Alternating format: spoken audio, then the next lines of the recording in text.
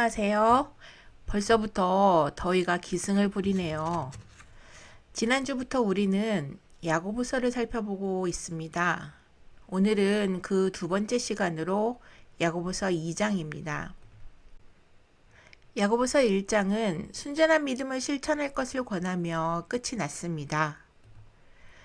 야고보서 2장은 그 순전한 믿음이 되기 위한 조건들에 대해서 두 가지로 제시하고 있는데, 하나는 편파적인 판단을 하지 말라는 것이고, 또 하나는 순종하는 행위의 열매를 맺으라는 것입니다.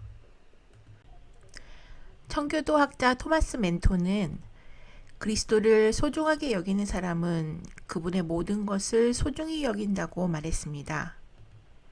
하나님의 사랑을 입은 사람은 하나님께서 만드신 피조물에게 그 사랑을 똑같이 베풀 수 있는 자입니다. 야고보서는 그리스도인들 사이에 섞여 있는 종교적인 사기꾼들을 가려냅니다. 야고보는 언행에 있어서 항상 충성스러운 소수를 찾고 있습니다. 야고보는 그리스도를 추종하는 이들의 거짓 믿음을 가차없이 공격합니다. 아무 생각 없이 가만히 앉아서 구경만 하겠다는 식의 안일한 기독교 신앙을 받아들인 사람들은 훈련 교관인 야고보와 함께하는 시간이 결코 쉽지는 않을 것입니다. 야고보서 2장은 얄팍한 믿음의 환상을 여지없이 깨버리며 진정한 신앙의 모습이 무엇인지를 말해줍니다. 1장에서 언급했던 문제들에 대하여서 본격적으로 논하면서 타락과 타협이 판을 치는 세상 가운데 신실한 삶의 귀감이 되는 영적 전사들로 우리를 변화시키려고 합니다. 이제 말씀 안으로 깊이 들어가 보겠습니다. 내 형제들아, 영광의 주 곧 우리 주 예수 그리스도에 대한 믿음을 너희가 가졌으니 사람을 차별하여 대하지 말라. 만일 너희 회당에 금가락지를 끼고 아름다운 옷을 입은 사람이 들어오고 또 남루한 옷을 입은 가난한 사람이 들어올 때에 너희가 아름다운 옷을 입은 자를 눈여겨보고 말하되 여기 좋은 자리에 앉으소서 하고, 또 가난한 자에게 말하되 너는 거기 서 있든지 내 발등상 아래에 앉으라 하면 너희끼리 서로 차별하며 악한 생각으로 판단하는 자가 되는 것이 아니냐. 내 사랑하는 형제들아, 들을지어다.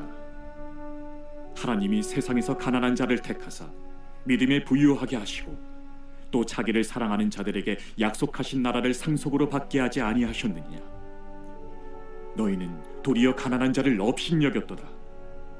부자는 너희를 억압하며 법정으로 끌고 가지 아니하느냐. 그들은 너희에게 대하여 일컫는 바 그 아름다운 이름을 비방하지 아니하느냐. 너희가 만일 성경에 기록된 대로 내 이웃 사랑하기를 내 몸과 같이 하라 하신 최고의 법을 지키면 잘하는 것이거니와, 만일 너희가 사람을 차별하여 대하면 죄를 짓는 것이니 율법이 너희를 범법자로 정죄하리라. 누구든지 온 율법을 지키다가 그 하나를 범하면 모두 범한 자가 되나니, 간음하지 말라 하시니가 또한 살인하지 말라 하셨은즉 내가 비록 간음하지 아니하여도 살인하면 율법을 범한 자가 되느니라. 너희는 자유의 율법대로 심판받을 자처럼 말도 하고 행하기도 하라. 긍휼을 행하지 아니하는 자에게는 긍휼 없는 심판이 있으리라. 긍휼은 심판을 이기고 자랑하느니라. 편견이라는 단어는 어떤 사람에 대해 모든 사실을 알기도 전에 의견을 형성하게 만드는, 누군가를 예단하는 것을 강조하는 라틴어에서 파생되었습니다. 우리는 일단 결론에 도달하면 중요한 사실을 무시하면서 비이성적인 생각으로 치닫습니다. 그리고 내 마음은 이미 정해졌으니 그 사실이라는 걸로 나를 혼란시키지 말라는 식의 교활한 태도를 보입니다. 야고보서 2장 1절로 13절은 이런 식의 그릇된 생각을 해부합니다. 야고보서 2장 1절은 예수님을 영광의 주, 곧 우리 주 예수 그리스도로 격찬하면서 가난한 사람을 차별 대우하는 것은 예수 그리스도를 믿는 믿음과 모순되는 일이라고 경고하고 있습니다. 사람에 대한 차별이라는 헬라어 프로소폴렘시아는 외모를 취하다라는 개념을 가진 복합어입니다. 신약에서 이 단어는 하나님과 관련하여 사도행전 10장 34절에서 쓰였는데 하나님은 외모가 아닌 마음으로 문제의 진상을 판단하십니다. 차별과 편견은 둘 중 한 가지의 방향, 즉 긍정적이거나 부정적으로 나갈 수 있습니다. 그래서 야고보는 우리가 그리스도를 닮은 성품이나 풍성한 영적인 열매를 보지 못하고 성급하게 외모만으로 사람을 판단할 수 있음을 경고하고 있습니다. 우리는 어떤 사람과 함께 해야 할 것인지 아닌지를 판단하기 위해서 지혜롭게 성품을 살필 줄 알아야 하며 이를 위해 분별력을 키워야 합니다. 야고보서 2장 2절로 4절은 이러한 차별을 대우하는 모습을 예를 들어 설명하고 있습니다. 예화의 배경은 모임입니다. 여기서 사용된 모임은 교회라는 뜻의 에클레시아가 아니라 회당이라는 뜻의 시나고게인데 당시 대다수의 유대인 그리스도인들이 예배하고 가르치며 믿음을 격려하기 위해 모였던 장소를 폭넓게 가리키는 말입니다. 야고보의 예화를 보면 두 사람이 교회의 예배에 등장합니다. 한 사람은 화려한 귀금속과 고급스러운 의복으로 치장한 부자이고 다른 한 사람은 남루하고 지저분한 옷을 입은 가난한 자입니다. 이 둘이 모임에 들어올 경우 안내인은 생각할 겨를도 없이 결정을 해야 하는데 야고보서 이야기 속에 안내인은 화려한 외양에 눈이 멀어 부자를 귀빈석으로 안내합니다. 반면 가난한 사람은 자리를 얻지도 못하고 거기 서 있든지 내 발등상 아래에 앉으라고 안내인은 짜증을 냅니다. 이 말을 다른 말로 하면 저리 비키라는 것입니다. 사절에서 야고보는 이런 안내인의 잘못된 행동을 꾸짖기 위하여서 질문의 형식을 빌어 말하고 있습니다. 그 안내인은 주제넘은 잘못된 원리를 따라 악한 의도와 편견을 가지고 행동하였습니다. 이에 대해 야고보는 단호하게 이런 류의 편견이 죄임을 명확히 말합니다. 그리고 이어서 왜 편견과 차별이 그리스도인들에게 부적합한지를 설명합니다. 5에서 7절은 이러한 차별과 편견이 하나님의 계획과는 상반되는 것이며 신자들의 최고의 권익을 위협하는 죄가 되는지에 대해 여러 가지 이유를 들어서 설명하고 있습니다. 먼저 5절은 신학적인 이유로서 하나님은 조금도 차별하지 않으시므로 그분의 자녀들도 차별해서는 안 된다고 말합니다. 부자를 향한 편에는 구원의 은혜로운 선택에서 드러난 하나님의 성품과 반대되기 때문에 차별은 잘못입니다. 5절에 나오는 택하다라고 하는 말은 가난한 사람들을 위해 하나님께서 마련하신 영적인 축복을 묘사하기 위해 사용된 단어입니다. 하나님께서는 가난한 자를 택하사 믿음에 부요하게 하시고 또 자기를 사랑하는 자들에게 약속하신 나라를 유업으로 받게 하셨습니다. 여기서 가난하다에 해당하는 푸토코스는 폭넓은 의미를 가집니다. 흔히 이 단어는 물질적으로만 가난한 사람들을 가리키지만 이를 구약성경 히브리어 단어 아나우를 번역한 예로 보면 이 단어는 영적으로 가난한 사람들을 가리킵니다. 즉, 겸손하고 온유하며 자신들이 주께 철저히 의존해야 함을 깨닫고 구원받기 위해 주를 신뢰하는 자들입니다.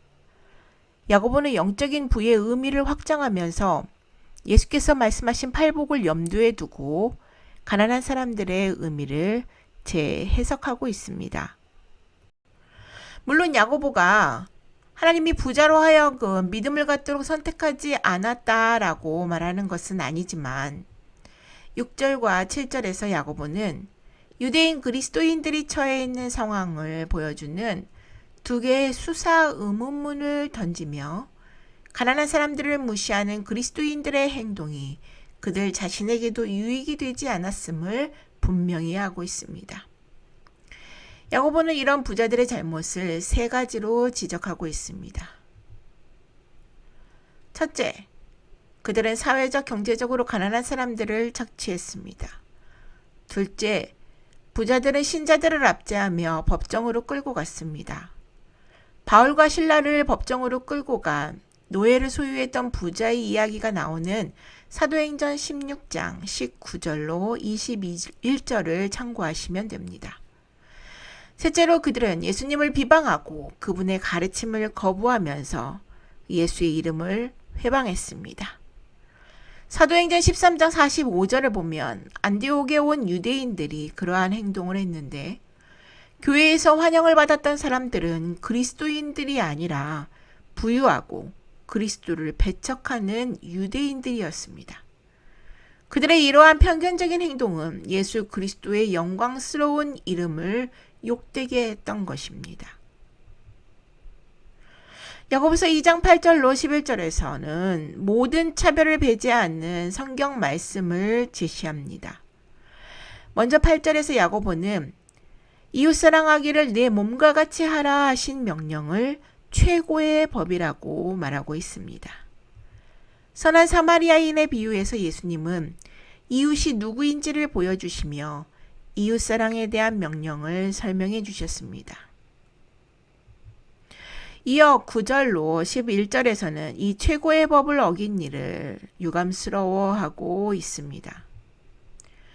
율법을 범한 자란 정해진 한계선 밖으로 발을 내디딘 사람을 묘사해 주는 용어입니다. 그는 하나님께서 정하신 한계를 조롱하듯 무례하게 벗어나 금지된 행동을 하는 사람입니다. 그런데 크든 작든 율법을 어기는 것은 똑같이 심각한 것입니다. 바울은 갈라디아서 5장 3절에서 내가 할례를 받는 각 사람에게 다시 증언하노니 그는 율법 전체를 행할 의무를 가진 자라고 말하며 야고보와 같은 전통을 반영하고 있습니다. 유대인들은 아마도 하나의 규정을 철저하게 지키면 다른 규정을 어긴 것에 대한 보상을 받을 수 있을 거라는 생각을 하고 있었던 것 같습니다. 그러나 하나님의 법은 한 번에 하나씩 넘어지는 10개의 볼링핀과 같은 구조를 이루고 있는 것이 아니라 돌을 맞는 순간 전체가 깨어져 버리는 한 장으로 된 창유리와 같습니다. 한 가지의 명령을 어겨도 그는 율법을 범한 자가 되는 것입니다. 11절은 이러한 율법의 단일성이 하나님께 그 기원을 두고 있음을 보여줍니다. 율법의 한 요구사항을 어기는 것은 그 요구사항에 권위를 부여하신 하나님을 거역하는 것입니다. 야고보서 12장 13절에서 야고보는 말과 행동을 통해 최고의 법에 따를 것을 권고하며 차별 대우에 대한 이야기를 결론 짓고 있습니다. 다른 사람들을 판단하는 사람은 자신이 하나님의 심판을 받게 된다는 사실을 종종 잊습니다. 하지만 다가올 하나님의 심판을 생각할 때에 그리스도인들은 말과 행동으로 하나님의 법에 순종해야 하는데 심판의 기준은 자유의 율법입니다. 자유의 율법은 복음을 말하며 예수께서는 요한복음 8장 32절로 36절에서 복음을 자유케 하는 진리라고 말씀하셨습니다. 예수 그리스도께 대한 믿음으로 하나님께 순종하는 사람들은 하나님을 섬기는 자유를 발견하고 장래에 있을 심판에 대한 두려움에서 벗어날 수 있습니다. 13절에서 야고보는 하나님의 자비는 최고의 권위가 있으며 하나님은 자비를 삶의 궁극적인 원칙으로 여기지 않는 세상을 영원히 참지 않으신다고 역설합니다. 자비는 무슨 일이든 상관없다는 태도나 어깨를 으쓱거리는 아량 같은 것이 아닙니다. 이 무슨 일이라고 하는 거에는 온갖 오만, 부패, 모독, 편애, 범법이 포함되어 있기 때문에 하나님은 그러한 무자비한 자들에게 자비를 베푸시는 분이 아닙니다. 따라서 우리의 자비도 이런 하나님의 자비와 같아야 합니다. 내 형제들아, 만일 사람이 믿음이 있노라 하고 행함이 없으면 무슨 유익이 있으리요? 그 믿음이 능히 자기를 구원하겠느냐? 만일 형제나 자매가 헐벗고 일용할 양식이 없는데 너희 중에 누구든지 그에게 이르되 평안히 가라, 덥게 하라, 배부르게 하라 하며 그 몸에 쓸 것을 주지 아니하면 무슨 유익이 있으리요? 이와 같이 행함이 없는 믿음은 그 자체가 죽은 것이라. 어떤 사람은 말하기를 너는 믿음이 있고 나는 행함이 있으니 행함이 없는 내 믿음을 내게 보이라. 나는 행함으로 내 믿음을 내게 보이리라 하리라. 네가 하나님은 한 분이신 줄을 믿느냐? 잘하는도다. 귀신들도 믿고 떠느니라. 아, 허탄한 사람아, 행함이 없는 믿음이 헛것인 줄을 알고자 하느냐? 우리 조상 아브라함이 그 아들 이삭을 제단에 바칠 때에 행함으로 의롭다 하심을 받은 것이 아니냐? 내가 보거니와 믿음이 그의 행함과 함께 일하고 행함으로 믿음이 온전하게 되었느니라. 이에 성경에 이른 바 아브라함이 하나님을 믿으니 이것을 의로 여기셨다는 말씀이 이루어졌고 그는 하나님의 벗이라 칭함을 받았나니 이로 보건대 사람이 행함으로 의롭다 하심을 받고 믿음으로만은 아니니라. 또 이와 같이 기생라합이 사자들을 접대하여 다른 길로 나가게 할 때에 행함으로 의롭다 하심을 받은 것이 아니냐? 영혼 없는 몸이 죽은 것 같이 행함이 없는 믿음은 죽은 것이니라.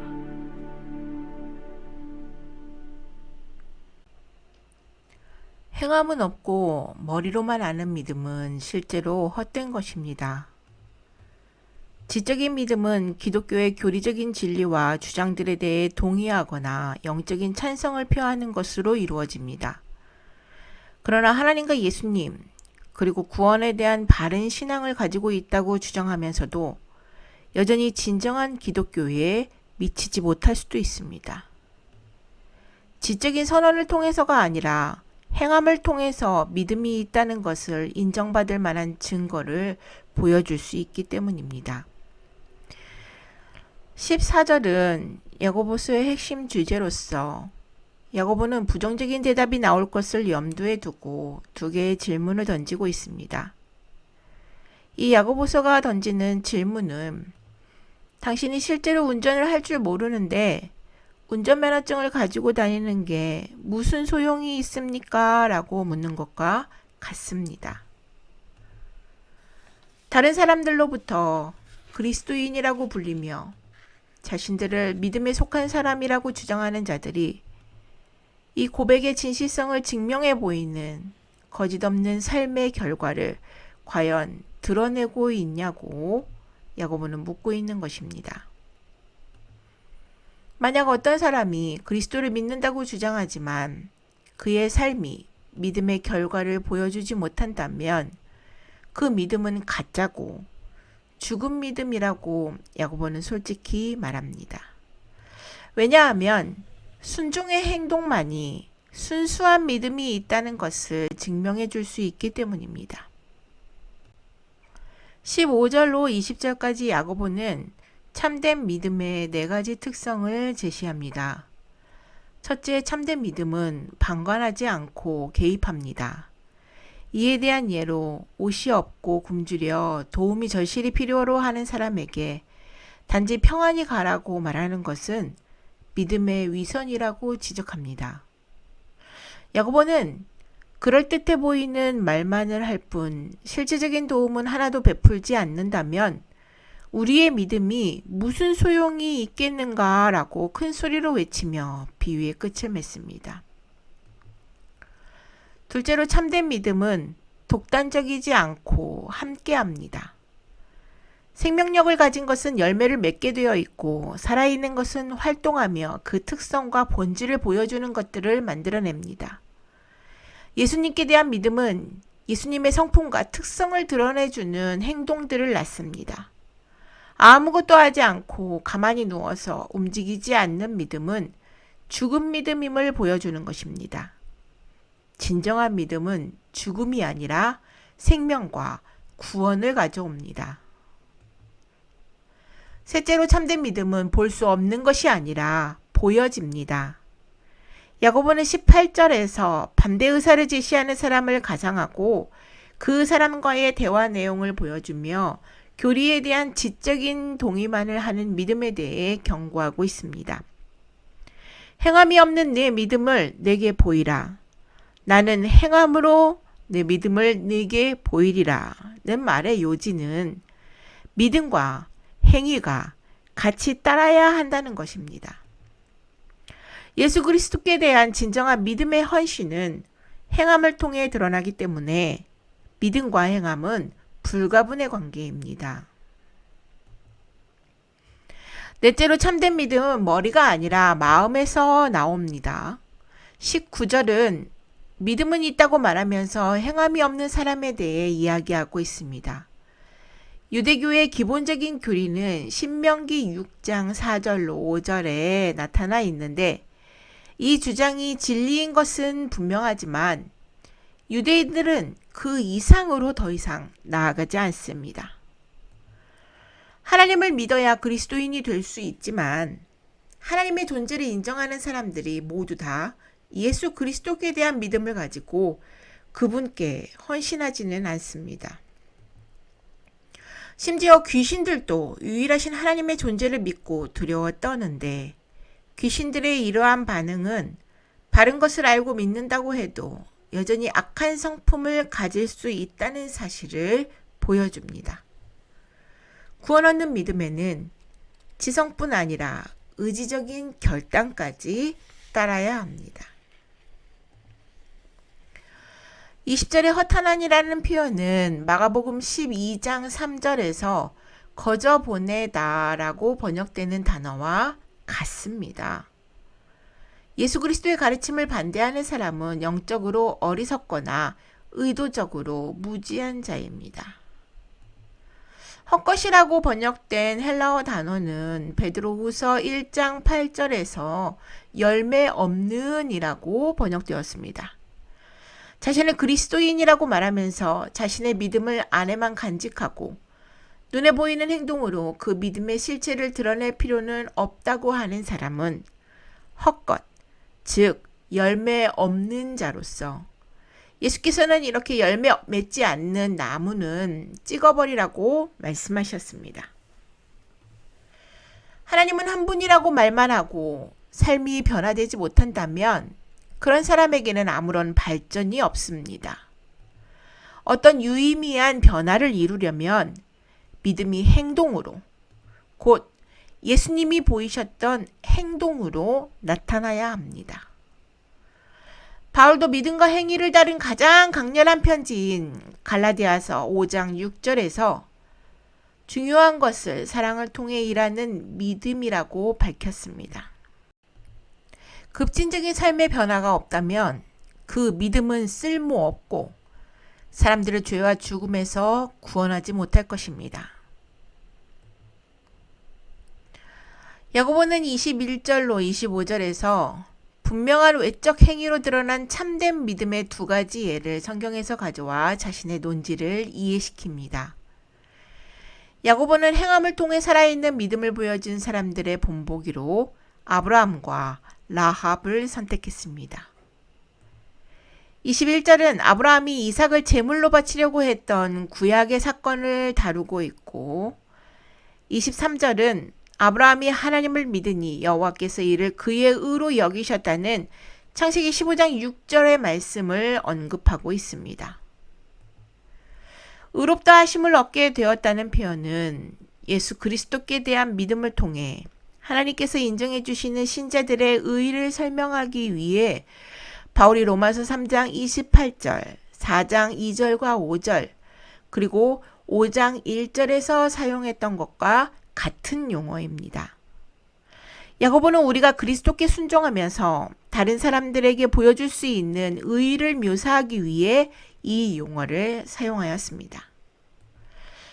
야고보가 추천하는 믿음은 마음을 움직이고 삶을 통제하는 믿음입니다.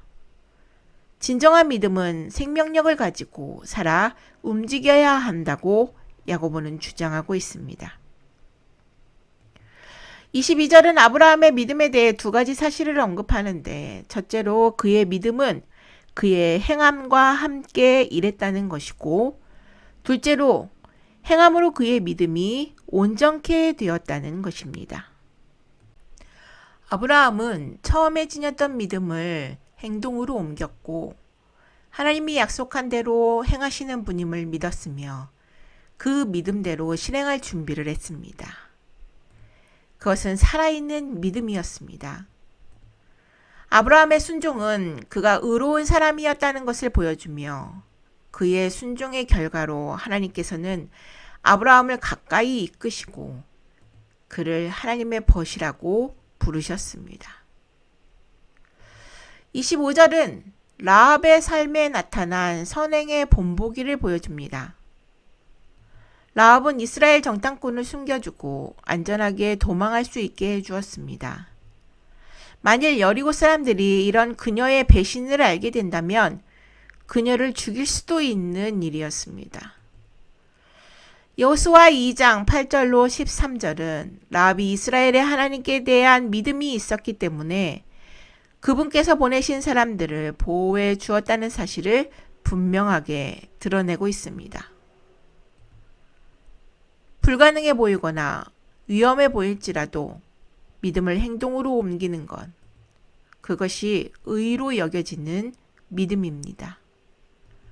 라합은 위험에도 불구하고 믿음을 행동으로 옮긴 것으로 다윗 왕의 고조 할머니가 되어 예수님의 족보에 포함되었습니다.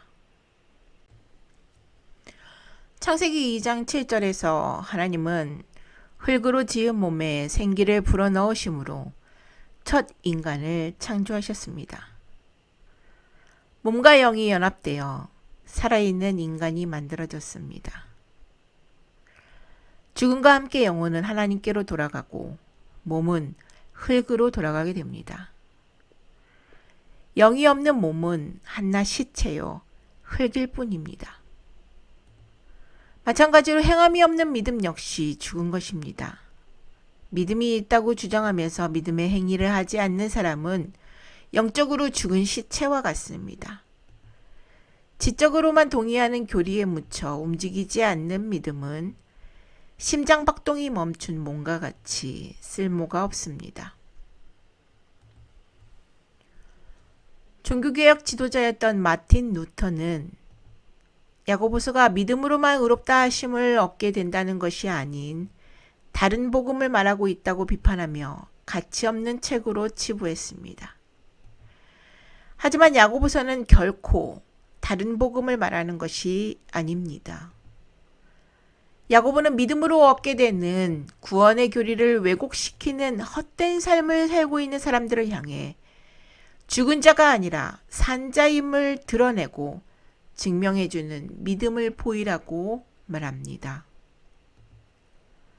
야고보는 바른 교리적인 관점을 하찮은 것이라고 말하려는 것이 아니라 진정한 믿음의 증거가 되는 실제적인 경건을 요구하고 있습니다. 그래서 바울과 야고보는 동전의 양면처럼 의롭다 함을 받는다는 말을 각기 다른 의미로 사용하고 있습니다. 먼저 바울은 로마서 3장 28절에서 그러므로 사람이 의롭다 하심을 얻는 것은 율법의 행위에 있지 않고 믿음으로 되는 줄 우리가 인정한다 라고 말하고 있습니다.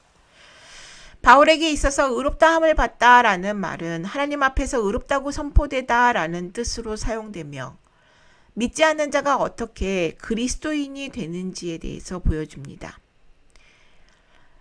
이에 대하여서 야고보는 2장 24절에서 이로 보건대 사람이 행함으로 의롭다 하심을 받고 믿음으로만은 아니라고 말합니다.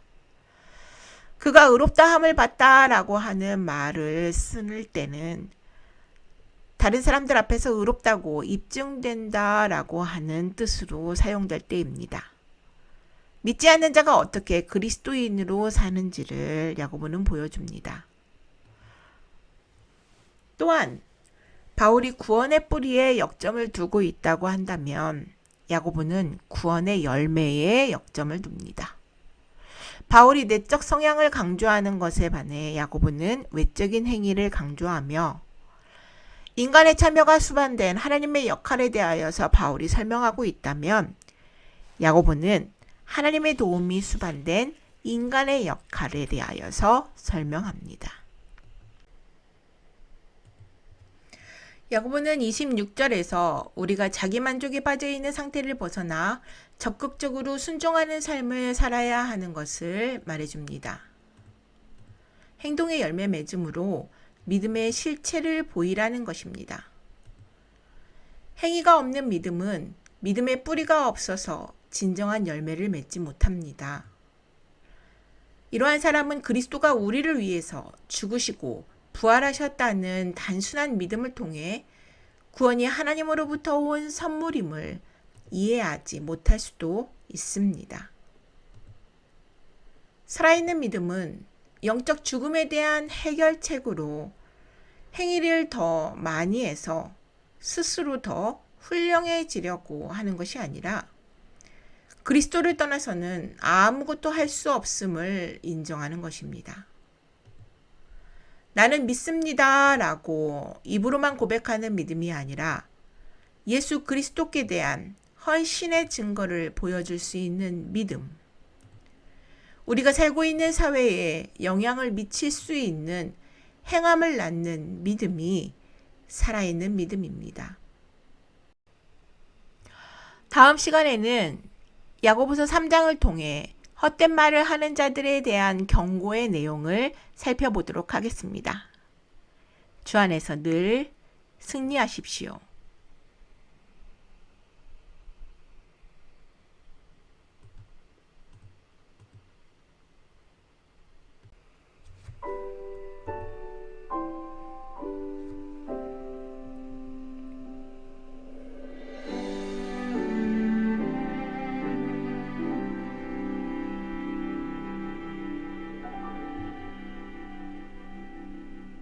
하나님은 우리의 연약함을 아시네. 세상 속에서 상한 내 심령을 친히 위로하길 원하시네.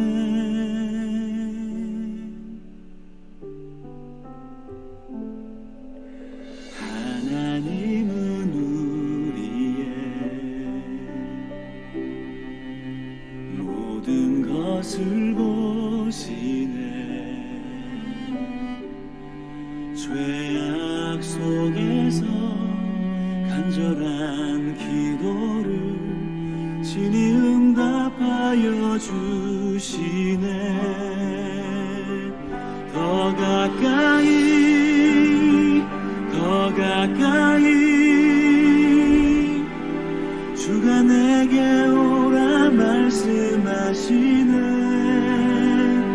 내 모든 것 새롭게 바꾸시는 주의 말씀 위에서 살리.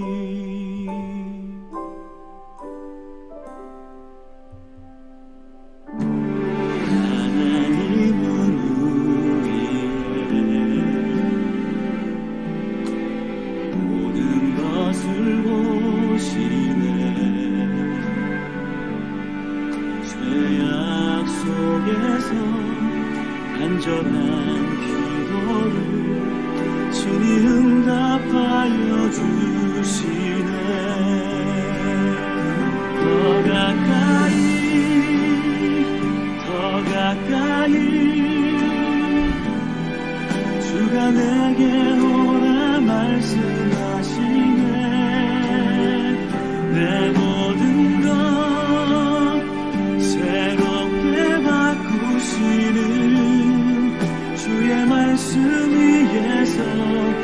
살리 주여 내게 믿음을 허락하소서 어떤 상황 속에도 주보게 하소서 주의 강한 손으로 나를 붙잡으시고 진리의 그 길로 인도하소서 더 가까이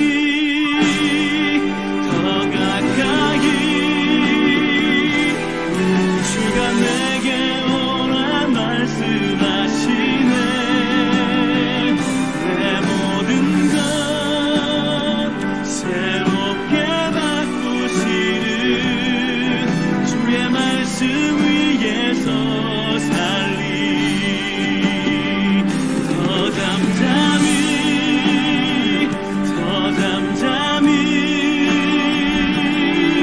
주가 평안하라 말씀하시네 내 모든 것 새롭게 재구시는 주의 말씀 위에서 살리 주의 말씀 위에서 살리 주의 은혜 안에서 살리